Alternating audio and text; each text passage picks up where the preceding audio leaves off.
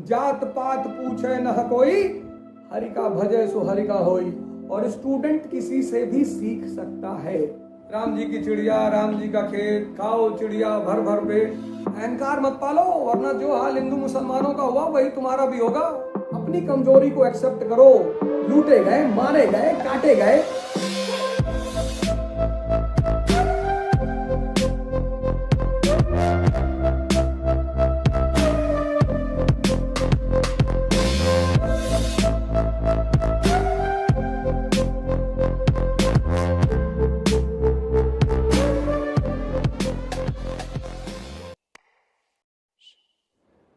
गुरु नानक मतलब बड़े संतों की धारा में बड़े अजीब टाइप के संत हैं। अजीब इन सेंस कि संसारी भी है, सन्यासी भी है। एक सफल सन्यासी, एक सफल संसारी। और उन्होंने जो धारा शुरू की, सिख, कि तुम आजीवन सीखते रहोगे, बड़ी प्यारी धारा। उन्होंने देखा कि हिंदू भी अहंकारी हो गया, मुसलमान भी अहंकारी हो गया, तो उन्होंने एक धारा सिख कि बेटा तुमको अहंकार ना पैदा होने पाए, तुमको हमेशा यह फील होता रहे कि तुम स्टूडेंट हो और स्टूडेंट किसी से भी सीख सकता है। अभी तो कहा जात पात पूछे न कोई, हरि का भजे सो हरि का होई। तो बाबा नानक बड़े अजीब टाइप के फकीर हैं और बादशाह भी, दोनों हैं। सच्चा बादशाह। बाबा नानक को आप सच्चा बादशाह भी कह सकते हैं, बाबा नानक को आप फकीर भी कह सकते हैं। शिष्य उन्होंने कहा, शिष्य। सरदार तो बाद में पैदा हुए, शिष्य उनका जो मेन उद्देश्य है वो है शिष्य, कि तुम अहम मत पालना। अभी सिखों ने मैं बड़ा सिखों को बड़ा अप्रिशिएट करता हूं, सिखिज्म को बड़ा अप्रिशिएट करता हूं। अभी किसी मेरे सिख भाई ने पोस्ट डाला कि हमने पूरी दुनिया को खाना खिलाया। तुमने, वो खिला रहा है वो। अहंकार मत पालो, वरना जो हाल हिंदू मुसलमानों का हुआ वही तुम्हारा भी होगा। अहंकार मत पालो। हां, तुम्हारी महानता यह है कि तुम कमाकर उसका हिस्सा उसे देते हो, पूरी दुनिया को खिलाते हो, बिना जाति और धर्म में डिस्क्रिमिनेशन किए। ये तुम्हारी महानता है, इसको मैं एक्सेप्ट करता हूं। लेकिन अहंकार मत पालो कि पूरी दुनिया में सिख खाना खिला रहे हैं। सिख कौन होते खाना खिलाने वाले? वो तो तुम्हें दे रहा है क्योंकि तुम सुलझे हुए हो, तुम्हें अभी भी रास्ते की पकड़ है, अभी तुम पटरी से उतरे नहीं हो। अब सिखिज्म धर्म क्यों बना, इसके पीछे बड़ी जबरदस्त कहानी है कि सिखिज्म धर्म क्यों बना। 1469 टाइमलाइन हिस्ट्री में बहुत इंपॉर्टेंट होती है, याद रखिएगा, क्योंकि टाइमलाइन जो है वो आपको इवेंट को कनेक्ट करने में मदद करती है। 1469 में बाबा गुरु नानक का जन्म हुआ। बाबा गुरु नानक दैवीय आशीर्वाद शुरू से उनको ऊपर था। उनके पिताजी काफी परेशान रहते थे उनसे, और बड़ी घटनाएं, बड़ी कहानियां हैं। मैं सारी तो नहीं सुना पाऊंगा आपको, बड़ी सारी कहानियां हैं।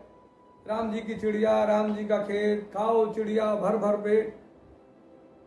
फिर वो अनाज जब तौल रहे थे तो 1 किलो 2 किलो से आके 13 पे रुक गए, 13 में भरते चले गए। फिर वो लाहौर के गवर्नर, मुसलमान गवर्नर, जिससे उन्होंने कहा कि बेटा नमाज नहीं पढ़ पाते हो तुम। लाहौर का गवर्नर था, कोई मुसलमान गवर्नर था, तो उसने गुरु नानक से कहा कि आप लोगों को बेवकूफ बनाते हैं, आप कहते हैं हिंदू मुसलमान सब एक है। उन्होंने कहा बिल्कुल एक है। तो बोले आज जुमा है, हमारे यहाँ साथ नमाज पढ़ने आएंगे? हाँ, बोले बिल्कुल आएंगे, क्यों नहीं आएंगे, एकदम आएंगे, आप चलो, लेकिन शर्त एक ही है कि अगर आप नमाज पढ़ेंगे तभी हम पढ़ेंगे। बोले हम क्यों नहीं पढ़ेंगे, हम तो हर फ्राइडे को नमाज पढ़ने आते हैं। हाँ, बोले मंगल को तो हिंदू भी जाते हैं मंदिर, उसमें कौन सी बड़ी बात है। किसी चीज को मैकेनिकल होने में टाइम थोड़ी लगता है, तो कब चीज मैकेनिकल हो जाती, मैकेनिकल। पढ़ने, जमात में खड़ा हुआ, गवर्नर साहब हर 2 मिनट के बाद पीछे पलट कर देख लेते थे। बाबा गुरु नानक पूरे नमाज में खड़े रहे, सजदा नहीं किया। गवर्नर ने पलट के कहा कि मैं तो जानता ही था कि आप धोखा दे रहे हैं, आप नमाज नहीं पढ़े। बोले आप भी कौन सा पढ़ लिए, एक तो आपका ध्यान मेरी तरफ और दूसरा आपका घोड़ा मर गया। तो आपको लगता था कि काबुल चला जाऊं, एक नया घोड़ा ले आऊं। तो बोले पूरे नमाज के समय तो तुम घोड़ा खरीद रहे थे, तुमने सजदा कब किया।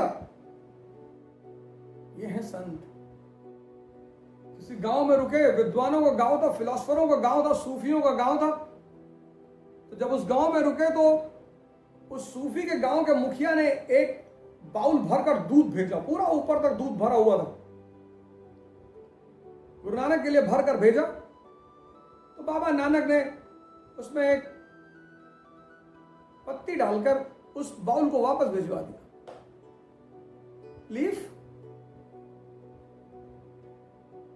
मर्दाना को लगा कि यार पहली बात तो बाउल भरकर दूध आया और तुमने उसमें पत्ती डाल के वापस भिजवा दिया, तो मामला क्या है, कहना ये हुआ क्या। अरे बोले ये गांव संतों का गांव है, तो इस गांव के मुखिया ने मुझे मैसेज भेजा था कि यहाँ काफी संत हैं और हम अब और संत को नहीं बर्दाश्त कर सकते।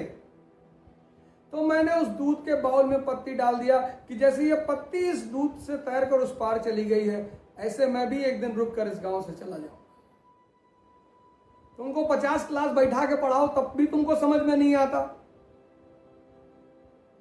ये कैसे हो गया, वो क्या। इसको खोलोगे ना, ध्यान साधना करोगे तो खुलेगा। ये ध्यान साधना करो, और कोई ऑप्शन ही नहीं है, और कोई ऑप्शन ही नहीं है, और कोई रास्ता ही नहीं। तो बाबा गुरु नानक ने एक ओंकार सतनाम, फिर उन्होंने कहा बस उसके तू ही है और तेरा हुक्म, एक तो तू ही है, तेरे सिवा कोई है ही नहीं, और सब कुछ तेरे हुक्म पे ही चलता है। हुक्म का बड़े वैल्यू है। हमारे डॉक्टर भूपेंद्र सिंह है, तो एक दिन मैंने हुक्म पर लिखा तो बड़ा अच्छा उन्होंने उसको एक्सप्लेन किया। तो एक तो तू ही है, तेरे सिवा कोई है, और दूसरा तेरा हुक्म।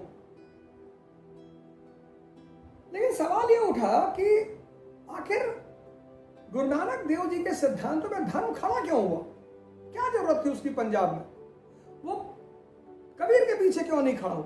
तो 1469 birth date of Guru Nanak, इसको याद रखिए। इससे पहले एक घटना घटी।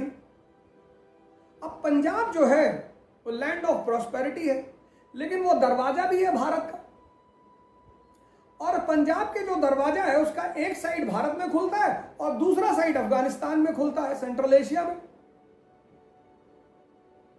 तो ये जो सेंट्रल एशियाई अटैकर इन्वेडर्स, ये जब भी भारत आएंगे ये पंजाब के रास्ते से आएंगे, तो पहला विक्टिम कौन होगा इन्वेडर का, पंजाबी।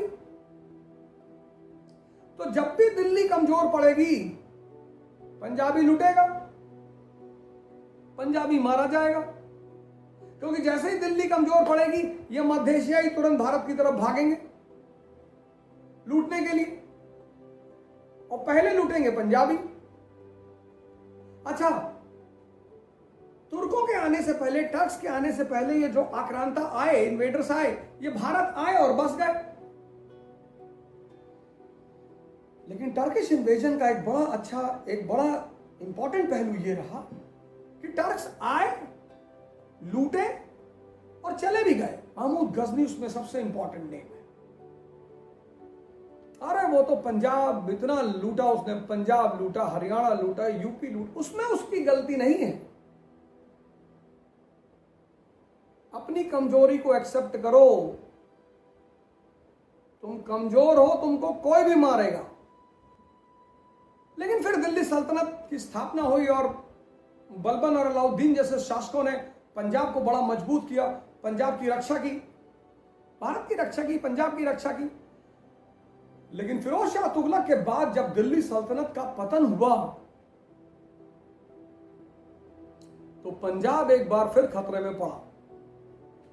और 1398 तैमूरलेन, अब दोनों ईयर इंपॉर्टेंट है। 1398 तैमूरलेन भारत में एंटर करता है। दरवाजा पंजाब।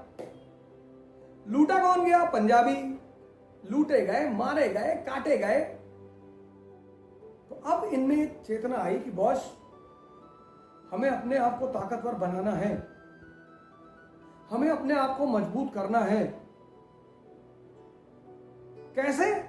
उसका ग्राउंड तैयार किया बाबा नानक ने। हम सब शिष्य हैं उसके। सब डिस्क्रिमिनेशन खत्म, जातिवाद खत्म, जितनी भी डिवीजन करने वाली ताकतें सब खत्म। एक ओंकार सतनाम, तू ही है और सब तेरी संतानें हैं। फिर गुरु अंगद आ गए, उन्होंने लिपि दे दी, वो एक आइडेंटिटी हो गई। तो बाबा नानक ने दिया शिष्यत्व का सिद्धांत, द थ्योरी ऑफ डिसाइपलशिप। बाबा अंगद ने दिया लिपि, लिटरेरी आइडेंटिटी। फिर गुरु अमरदास आ गए, सोशल आइडेंटिटी दे दी, वैवाहिक नियम दे दिए। सबसे ज्यादा विवाह में पैसा खर्चा होता है हिंदू धर्म में, अब तो सभी करते हैं,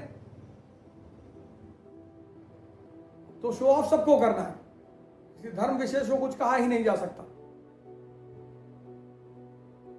फिर बाबा रामदास आ गए और बाबा रामदास ने दी रिलीजियस आइडेंटिटी। हर मंदिर साहिब, जमीन किसने दी? अकबर ने। न्यू किसने डाली? सूफी, मुस्लिम सूफी मियां मीर ने। और अकबर तक पहुंचते पहुंचते सिखिज्म का पौधा इस देश में लग गया।